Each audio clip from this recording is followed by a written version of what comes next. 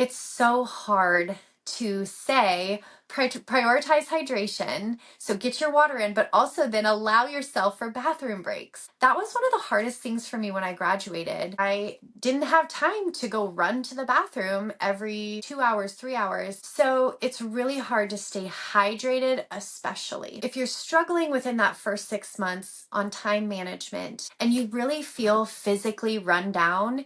It may just be something as simple as you're dehydrated. So finding things like a liquid IV, I hate, saying certain products. It doesn't matter what you find, but finding something to keep your electrolytes up, to keep your energy up,